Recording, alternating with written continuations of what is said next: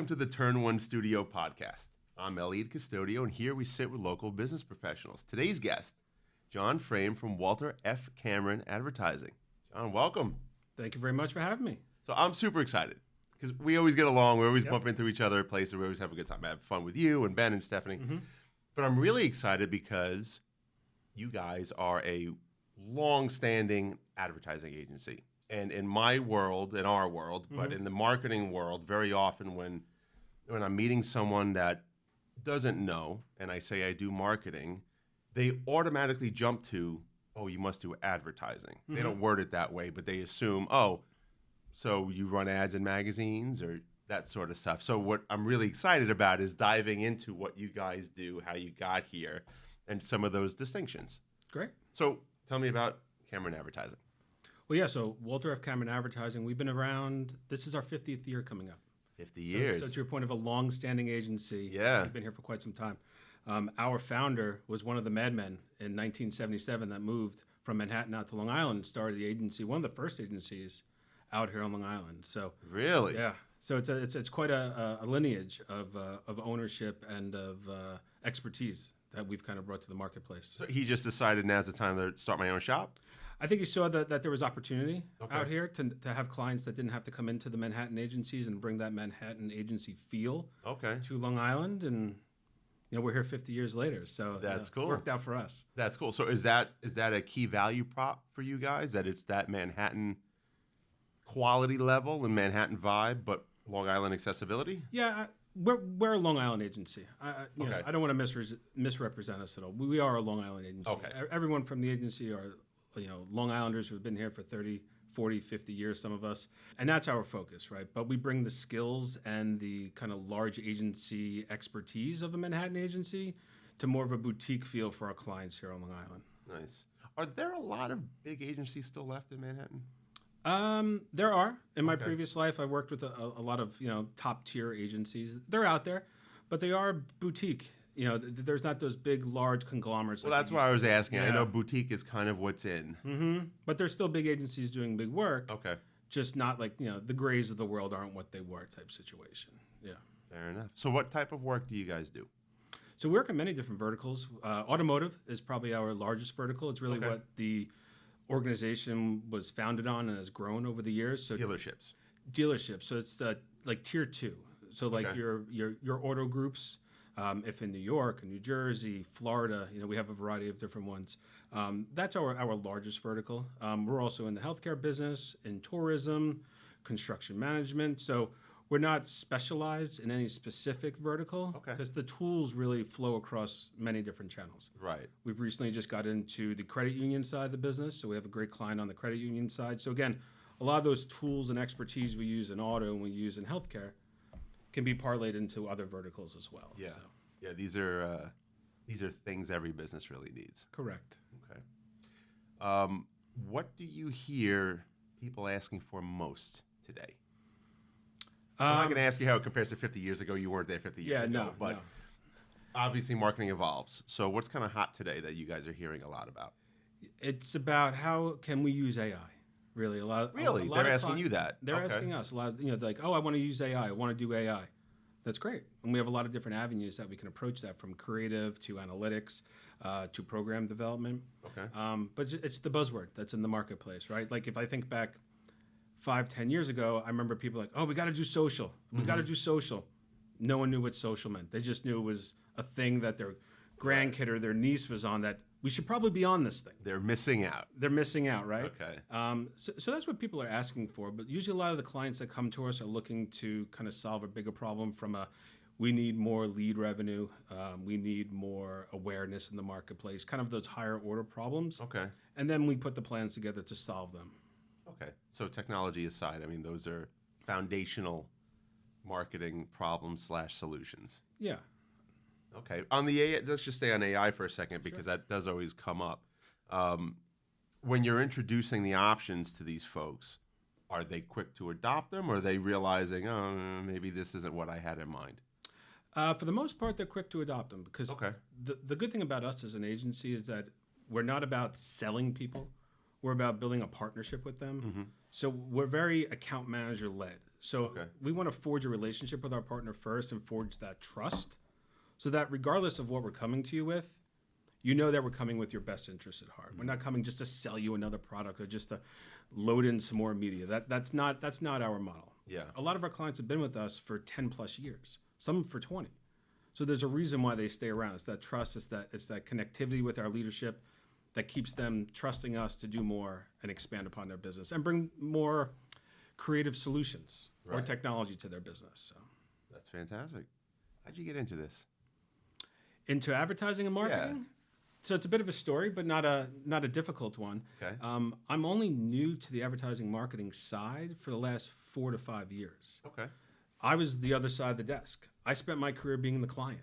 Ah, okay. So when I started my career in corporate America back in 2000, I was the client. I was the marketing manager, the director of marketing, the vice president of marketing, whatever it was in that organization, who was working with and RFPing out to those agencies. Okay.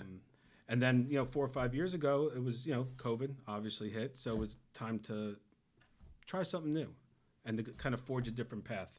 And that's why I got into this side of the business. Okay. Yeah. It sounds like a logical progression. It is. You leverage those skills in this spot. Correct. And what was, at least what Ben saw, which was fantastic in me when we first met, was that I had a corporate experience that I could bring to the organization from an operational standpoint. But also I know what that client on the other side of the desk is looking for because I was them. Right. I know what they need to be successful with their business or their brand. I know what they need to communicate to their leadership or to their boards about what they're doing. So all of those skill sets kind of help me be able to put plans in front of people that makes their jobs easier. Yeah. And then helps forge that partnership piece that we talked about. That's valuable experience. Yeah. Was there a life pre-marketing? A life pre-marketing? Not anything that was corporately driven. Okay. The usual, out of college jobs, bartending, sales, jobs, things like that. But once I realized I needed to start using my education for good, I went into corporate America. Okay. So, yeah. Very cool. So obviously, you mentioned your strengths in automotive and healthcare. If someone were to watch this and wonder, should I reach out to Cameron? What sort of business/verticals should, I'm wording this all sorts of weird and awkward, but you get what I'm saying. What kind of businesses who are watching this right now should say, I need to reach out to John? So it's a variety of different types of businesses. So if it's someone who says, I need the next big creative campaign idea, we can help execute against that. Okay. If it's someone who says, I have 2 salespeople, but they're not making enough calls. I need them to get more leads so they can close more deals. We can do that. Again, it's that full service that we offer. And it kind of goes back to your first point, marketing and advertising. Right. Like the advertising piece is really that creative ideation, that thought leadership piece, that storytelling that we bring to our clients. But then it's the marketing part, which is kind of the blocking and tackling of it. Yeah. Where it's, making sure that, your search is working, your SEO, your social, and it's all coming back to that lead. So there's a variety of different clients that could fall into those buckets. So it's really hard to say like this type of client. It's what's the need. Yeah. And I guarantee I have a tool, a product, or a service that can help solve for that. How often do you find clients know what they need? When you're not hitting revenue. Correct. You don't always know why. True. And it depends on the organization. Okay. Some organizations have that due diligence internally from a analytics standpoint to kind of understand the hows and the whys. And then others just go by their gut and go by feeling and go, well, I know this isn't working, but what's proving that? Right. Well, I just know, right? And I'm sure you deal with the same thing. Of course. So again, it's the understanding of figuring out first what their objective is. Then let me come back and tell you what the solution is. Instead of like what I said earlier, don't come and tell me you need social. Right. Come and tell me you need to drive leads or you need to drive awareness because there's many different tools that will get you to those. You might be asking for something you don't need. Correct. Or not right now. Or not asking for the right thing or not knowing what the right thing is that you're asking for. Yeah. So what's the wackiest request you can recall ever receiving? Wackiest request. I don't think I have an answer for that, to be honest. Okay, with you. well that's At least there's that's nothing, not a bad but thing. there's nothing sticking out in my head like, wow, that was insane. We can't do that, because most of the stuff we can figure out. But yeah, I'd say by the time someone gets to us, they've probably already gone through a couple of people who have told them you're out of your mind. Okay. And I feel like we've gotten them in a better place. You're getting the filtered version. A little bit of a filtered version, but yeah, no, I can't think of anything that's Okay. In the automotive world, what's working well for them? You know, I'm a car guy, so I have to ask about that. If I owned a dealership, what sort of what tactics are working well for us right now? Well, it's kind of a variety of tactics, right? So you have, search is always going to be key. VLAs, which are your, those ads you see on top of the, your search bar with the cars and the ad and the pricing and everything like that. Yep. But then really utilizing our AI tools to help optimize and maximize that search for those clients. Okay. So that's very refined, so your dollars work harder for you. Those are the tools that are working very effectively. So like why I say it's a mixed bag is that you have those strong awareness tactics to make sure you're driving the the OEM brand and people understand who Jeep is or who Ram might be, but then understanding that what is that customer looking for? Everyone's shopping price. So how do I make sure I get the right car in front of the right person? So again, it's a variety of different tools that bring them to that solution. Has it been challenging with the evolution of auto sales? So what I mean by that is, obviously with the strength of the internet over time, I don't support car dealerships, but I would imagine if I were doing marketing for a car dealership 15, 20 years ago, I'd be very hyper-focused on my local market. I wouldn't care so much about selling my car to someone in Florida. But today, I know that they do make a lot of sales thanks to the internet, where they're shipping cars and whatnot. Has that added a certain level of complexity? Because now you still want to stay local, but you also have to be mindful of the potential to sell nationwide. Yeah, and I think that just comes down to making sure you have your available inventory set up correctly. Okay. And that's always a priority, right? Like with any product, if the product's not set up correctly, it's going to be hard for someone to find it. I wouldn't say the DMAs are spreading where it's someone in New York is buying, someone from Idaho is searching for a car in New York, but it's searchable. And with digital, it's allowing you to be able to capture that. Maybe I'm the only weirdo that might do that. But really, from a tri-state area perspective, yes, there's some crossover. It really depends on the consumer, right? Some consumers are going, I want to just buy from the guy down the road or the guy closest to me because I'm going to use him for service anyway. And some people say, well, I'm going to go to Pennsylvania and get my car because I'm going to save a couple dollars and X, Y, and Z, right? So it really depends on the consumer. But I wouldn't say that that's a large decision maker for the marketing plans based on the scale of the overall DMA. So that's really the answer. They're playing in their marketplace. Focus in their marketplace. Okay. Yeah. You had mentioned that a lot of people are buying based on price. Are the car dealerships finding themselves being seen as a commodity? And if so, are you guys working with them to counteract that? Or is that really a moot point in this industry? Because it's really going to come down to features and price. It comes down to features and price. Is that right? Price is very sensitive for people. Okay. Yeah, They're not going to pay up for a good dealership experience. I don't believe so. Okay. I'm sure Ben would probably have a different point of view on that because he focuses on the automotive side of the business more strategically for the company. But at least from my experience, it's about price. Interesting. Yeah. John, what do you like to do for fun? I like to do podcasts. That's one. No, I'm only kidding. This is actually the first podcast I've ever done, by the way. Is it really? It is. It is. This is an honor. I didn't know. Seriously, I didn't know that. You would think this has been on podcasts. I would imagine this has been everywhere. But no, this is my first podcast. But in all seriousness, for fun, I'm a pretty relaxed guy. Okay. I'm a beach and boating guy. Beach and boating. Beach and boating. So when it's nice and warm, I'm out on the boat. We're sitting on the beach. We're just enjoying the sunshine. I like to say where I live and where I am, my weekends are what people go on vacation for. Okay. So if I can be on my boat, relaxing on a Friday night and sitting with the family on a Sunday afternoon, having sandwiches on the beach, life's good. Do you feel you balance life and pleasure, business and pleasure well? Now more so than ever. That's fantastic. Yeah. I asked that because a lot of folks that I talk with, that's a challenge. It's a challenge for me. I'm busy doing work stuff, and unfortunately, the personal stuff gets sacrificed. That's a rare thing to hear. Yeah, I've I'm gonna say learned my lesson, but in my younger years, I was on a plane every week. I was flying around the country. I was, red eyes to California and back within the same day. And I lived that lifestyle for quite some time. And then after my daughter was born, I was like, you know what? That's got to start kind of. That's a priority. Finding a higher ranking from a priority standpoint. And then really kind of like what I said before, COVID was the big move for me. Okay. When I decided there needs to be a change. There needs to be a balance.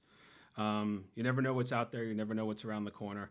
You only have so much time with your children while they're young. I need to take advantage of that. Yeah. If I want to go be that animal that's traveling constantly again, I'll do that when they don't want to hang out with me. Yeah. But when she wants to spend time, I'm going to be there and be available. And that was a high priority, a high focus for me when I thought about what was my next career move. Right. Good for you. Going back to Cameron. Sure. Is there anything that the audience should know about what you guys do that we didn't already cover? We are problem solvers, and we're very creative led. I think some people don't. A lot of our clients think of us as people who are solving their problems from a marketing standpoint. Okay. But what we're really good at, and it's amazing because we have some people that have been with us for almost 30 years who are pioneers in advertising and marketing throughout Long Island. We're very creative, and we come up with these fantastic solutions that I sit in the room, and I'm not creative. I'm an operator. That's kind of my structure. As like I'm a right brain, not a left brain. Right? I think that's the right sides of the brain, but.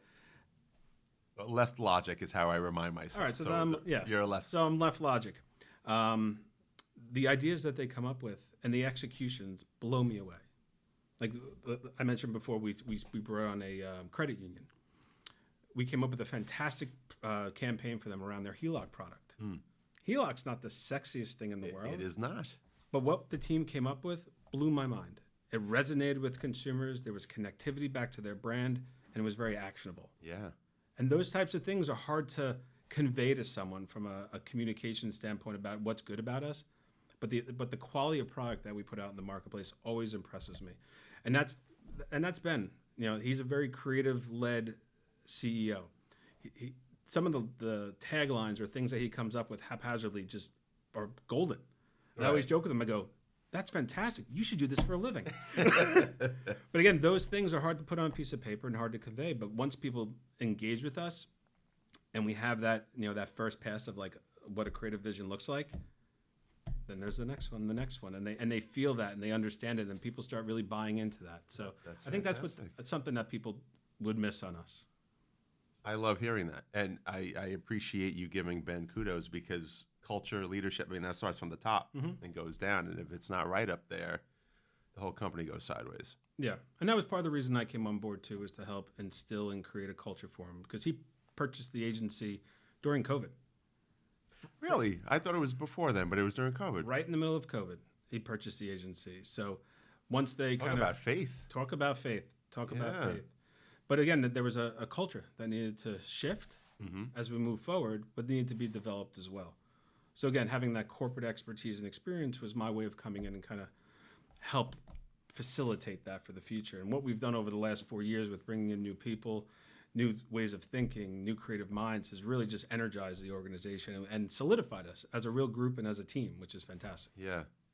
I love hearing that, but more importantly, I love seeing that. I could see that in you. I have one particular client that has said that he executes in a sales capacity, and he says, I couldn't sell this product if I didn't believe in the product and the people behind the product. And when he says that, you believe it. Yeah. It's genuine. I could see that in you. I could see your passion for Cameron and your teammates just in how you express what you guys do and why you do it. I think that's fantastic. Yeah, and that's what we try to convey to our partners or our potential clients, right?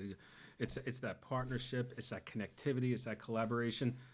What you felt in my expressing that to you is what we want them to feel. Sure. So that then becomes the partnership. So 10 years from now, we're still talking to the same people who are still happy with what we're doing. Yeah. Love it. John, this was fantastic. I'm glad this was your first podcast. I'm glad we got you on here. Thank you. This is great.